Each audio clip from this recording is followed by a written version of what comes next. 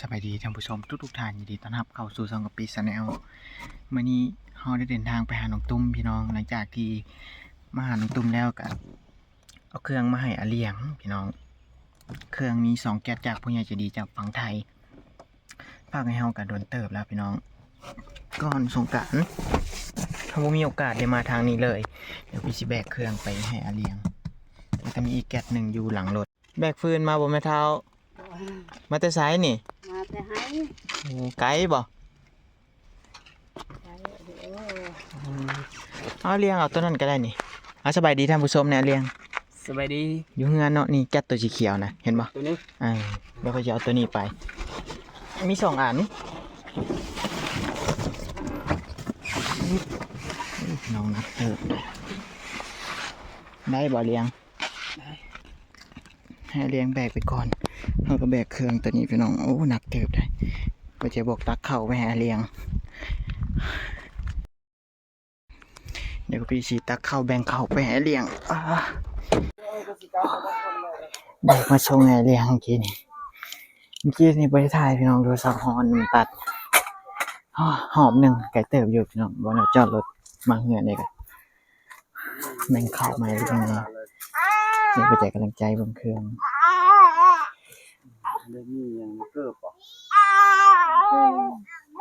น้อยป่ะก็คือใจบนเครื่องจะได้ใช้ได้จะใช้บ่ได้อู้เปเอาไว้มันนอนเอาไว้มันนอนนี่ก่อนอันนี้เพิ่นเลือกมาให้เราได้พี่น้องนี่เพิ่นเลือกมาคือเก่าเพิ่นแก้กันนุ่งไปเฮ็ดงานลูกเราใส่บ่ได้มีเกิบบ่ลูกจังได๋เอาสบายดีเมียเลี้ยงเปลี่ยนแห่งอารีนาใหญ่เนาะมดบ่บ่ได้เลี้ยงมีอีกเป๋าหนึ่งน่าจะเป็นเครื่องคือกันนะมอนนี่ได้มอนลูกนี่นี่ลูกมูลมอนนอนหมดเนาะหมดแล้วไว้ก่อนยัดเข้าขึ้นแล้วตัวนั้นมาเบิ่งเพราะว่าเสียบหัวมันครบบ่มีหม้อ2อันบ่2หน่วยบ่2เนาะ1หม้อเนาะเอาไว้เฮ็ดอยู่ให้กินหม้ออ้อมหม้อแกงมันครบบ่นะแต่ว่าพี่น้องอันนี้ผ้าห่มนี่เด้อนี่อันนี้ผ้าห่มน้อยมันผ้าห่มเพิ่นน่าจะเลือกไม่ครบเลยผ้าห่มน้อยแล้วก็เป็นเสื้อผ้าแล้วก็เป็นอันนี้เพราะว่าพี่ใหญ่ใจดีเพิ่นว่าเครื่องมานี่เพิ่นเบิ่งอยู่ได้อันนี้นี่แม่นคือเจ้าซักเอาเด้อ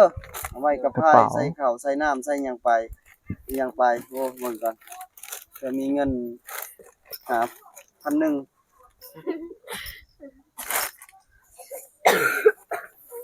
มันเปิดคนนี่อันนี้นะนี่ตัวใหญ่อีกนี่อีกอย่างโอ้ยลึกอ่ะตุ้มหูมากบ่ลึกแล้วเอาลึกมากบ่เอาอันนี้ของเจ้านี่ว้ายจับสิใส่ตุ้มหูนะเปลี่ยนใช้มือละคู่เกิดอีอย่างอันนี้เดี๋ยวคนมาเลยนี่เป็นส่งเสื้อผ้าส่งโอ้ยเมียเลี้ยงไปใจเอ้าใส่นอนเนาะสบายเนาะใช้เล่นก็ได้เครื่องมันนี่นอนใส่เล่นได้หมดแหละนี่อย่างนี่ยูนิคอร์นนี่เสียงเลยซักเด้อเครื่องของนะนุ่งละซักเด้อบ่ถิ่มยังใหญ่เด้ออีกนี่แหละอันนี้ก็ผ้าห่มนี่ไว้ห่มไว้ตุ้มอีกแล้วพี่น้องนี่อันนี้ประเภทส่งอันนี้คือทำเพื่อนน้องจันก็มีเนาะกับคล้ายๆกันตัวนี้นะคล้ายๆที่กันมีลูกน้อยคือกันเลยมันมีกระดาษใบหนึ่งลูกเราอ่านเลยว่าพ่อแม่เนี่ยเนาะผมคิดอันนี้คือนี่อันนี้จังนี่รอลึกเลยพอดีเลยลูกเจ้าโดนโตพวกดีๆเนาะเทศไทยนี่งามเทศไทยงามทุกตัวพอดีป่ะใหญ่นิดนึงกะพอดีเนาะไม่ใช่แป๊บเดียวก็ใหญ่เด็กน้อยนะเด็กน้อยแป๊บเดียว นี่ เป็นสุด โอ้ยนี่ก็คักเลยล่ะนี่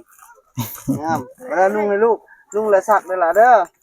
อันนี้ความตั้งใจเพิ่นฝากมาแต่ถ้าให้เพิ่นฝากเครื่องมาแล้วเพิ่นฝากเงินมาค่าฮับอีกได้เฉพาะฮับเครื่องนี่ตกอยู่1,300,000 นะ ล้านปลายนะครับเพื่อนแต่เราก็บ่มีเท่านี้คือกล้องเนี่ยไว้ใส่เข่าใส่หยังก็ได้กล้องคักและกล้อง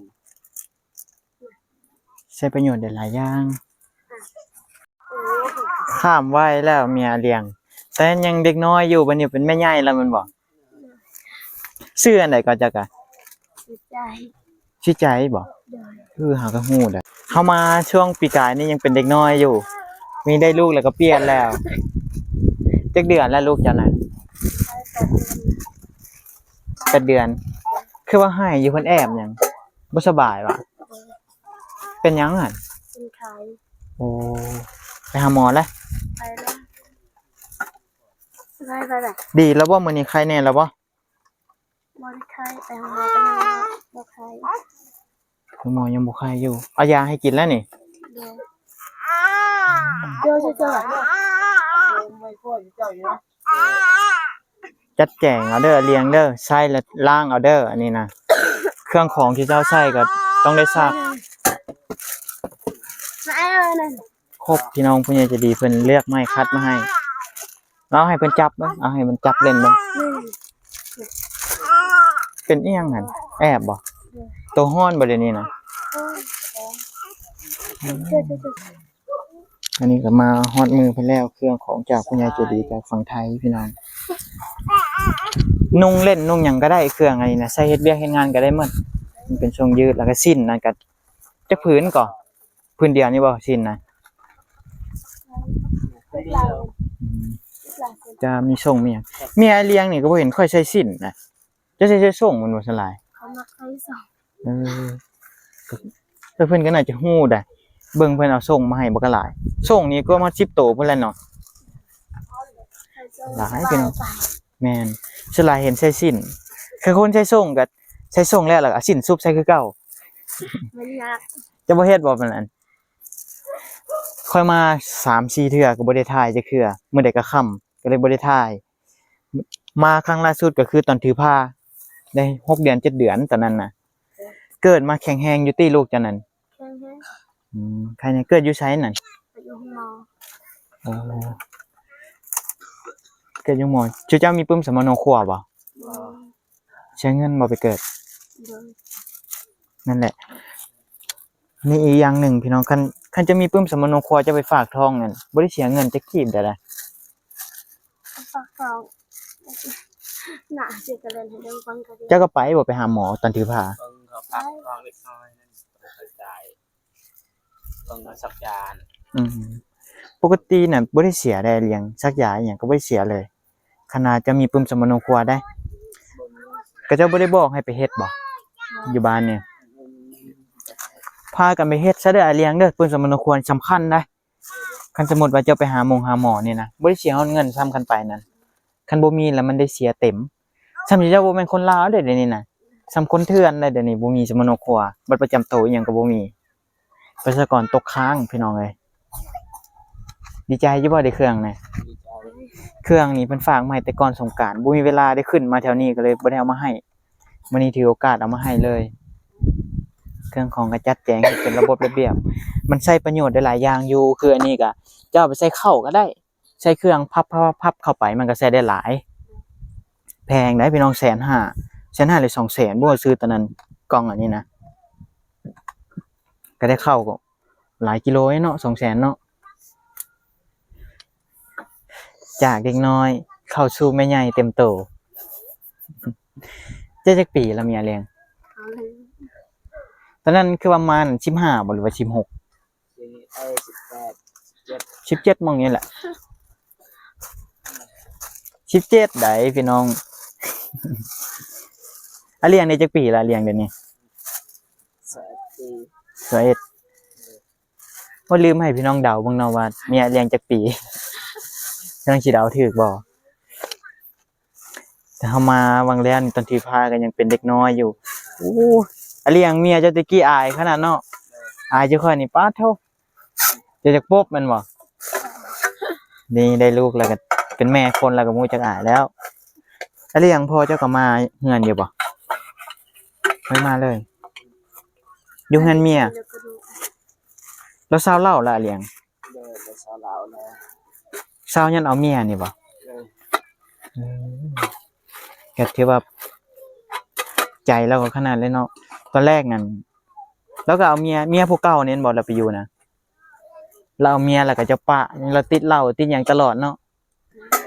ปะแล้วก็เจ้าให้เศร้าไปสู้เสียเงินเท่าใดเลี้ยงพ่อเจ้าน่ะไปสู้เมียเสียเงินเท่าใด 2 ล้าน 3 ล้าน 2 ล้านค่าหมูค่าไก่ก็ได้ค้าบ่ ค่าหมูค่าเต็มหมู ค่าหมูเนาะค่าแต่หมูแล้วก็เงิน2 ล้านแล้วก็อีกอย่างหนึงก็คือสำคัญกว่าหมู่ก็คือเราเศร้าเหล้าได้นี่แหละน้อยได้ติดเราติดแห้งแน่นอนเลี้ยงเนาะเจ้าหายก็จนเมื่อยหายแม่นบ่สมมุติสร้างคิดว่าก็ เจอไหม บัดนี้เราเศร้าก็ดีใจนำคนเป็นลูกแห่งอุกได้พ่อแม่กินเหล้ากินเบียร์น้องเจ้าบ่ได้มาเฮือนบ่เลี้ยง ก็คอยเฮ็ดเสียสว่าง โอ้เป็นลงเฮ็ดเวียกอยู่สวรรค์เดี๋ยวนี้เจะเฮ็ดเวียกหยังซะ ได้เป็น มีแต่เฮ็ดให้บ่ หายอยากได้ซัก ยังเพิ่นซักอยู่คันไปผู้ใด ถ้าฝนตกก็ซัก ถ้าฝนตกโอ้มื้อนี้ก็คือสิบ่เหลือแล้วเลี้ยงไปเบิ่งนี่เฮ็ดก็เฮ็ดนํกันบ่เฮ็ดให้นี่ อ๋อเดี๋ยว คันเฮ็ดนํกันจะไปสิเบิ่งลูกเนาะบางคนก็อุ้มลูกนํซักให้ไปนํนะใครอย่างหนึ่งก็คือใครแต่ลูกเจ้ายังแข็งแรงแล้วก็เจ้าก็ยังแข็งแรงเกินลูกนั่นอันนี้กันแล้วก็บ่ตายหยังก็จากน้องตุ้มเนาะพี่น้องถือพาก็มอง16 ปีห่างกันมอง2 ปีผู้ต่อค่อยไปหากันมานี่หั่น14 ปีแล้วถือพาแต่ว่าลูกเราเสียลูกเราตายแม่นคันบ่ไปห้องหมอนั่นก็เราก็น่าจะบ่รอดคือกันได้นั่นน่ะเราแทงลูกหั่นนะพกอยู่ในท้องอ่ะนะเต็มและเลือดออกตลอดเจ้าน่ะดีบ่เลยติบ่ได้มีหยังผิดปกติติบ่ได้เจ็บบ่ได้ไข้บ่ช่วงนี้มีแต่ลูกเนาะอยู่ดีมีแฮงเด้อทั้งอาเลียงทั้งเมียขอบคุณขอบใจทางผู้ใหญ่ใจดีเพิ่นนะ เราเพียงกิน โอ้ยอยู่ดีมีแฮงเดี๋ยวมื้อหน้าเข้ามาแล้วสิมาเจาะเบิ่งใหม่ดนๆสิได้เข้ามาบ้านนี้เทื่อนึงโอเคบ๊ายบายบัดนี้นะโอเคพี่น้องอันนี้คือของจากผู้ใหญ่ใจดีเพิ่นฝากมาให้แต่ก่อนสงกรานต์ไปแล้วพี่น้องหาก็มีโอกาสขึ้นมาทางนี้แล้วก็เครื่องเนี่ยยังแต่ครอบครัวเดียวก็คือครอบครัวขอทานบ้านกลางเขายังบ่ได้เอาไปให้น่าจะประมาณ3 มื้อ 4 มื้อบ่เกินนี่ดอกพี่น้องจิเอาไปให้เพิ่นเพราะว่าครั้งล่าสุดนั้นเครื่องเฮานั้นอยู่เฮือนพี่ๆอยู่บางพีนพี่แต่ว่าเฮาบ่ได้นอนอยู่หั่นมื้อนั้นมื้อขึ้นไปนั้นก็เลยว่ามื้อหน้าสิไปก็สิไปให้ลาวแล้วก็ต้องขอบคุณขอบใจทางผู้ใหญ่ใจดีแล้วก็ท่านผู้ชมทุกๆท่านที่เพิ่งจะจบคลิปแล้วก็ให้กำลังใจกับพี่เนาะผิดพลาดประการใดก็พี่ก็ต้องขอโทษขออภัยไว้ณที่นี้ถึกใจก็ฝากไลค์ฝากแชร์ฝากติดตามให้กับพี่ในเด้อพี่น้องเดี๋ยวพบกันในคลิปหน้าคลิปอาเลียงนะพี่น้องก็พี่ถ่ายประมาณ3 คลิปนี่แหละถ่ายแล้วบ่ได้ลงเลยได้พี่น้องเพราะคลิปมันติดแดงบ่ฮู้เป็นอีหยังคนเบิ่ง0 คนแต่ว่าคลิปบินก็พี่ก็เลยบ่ได้ลงเบิด3 คลิปพี่น้องแต่ว่าป้าเปื่อยป้าหยังก็บ่มีบ่เข้าใจคือกันพี่น้องมันเป็นคล้ายๆแบบคลิปของสาวพรบ้านวังคูนนั่นแหละอันนั้นก็บ่ได้มีหยังแต่ว่าคลิปเฮาติดแดงหรือว่าบินมันก็เสี่ยงต่อจากการผิดกฎของช่อง YouTube หรือว่าปิดช่องใดๆอย่างต่างๆพี่น้องแล้วแต่สิเป็นไปโอเคพี่น้องเดี๋ยวพบกันในคลิปหน้าสำหรับคลิปนี้พี่สิขอตัวไปก่อนพี่น้องบ๊ายบาย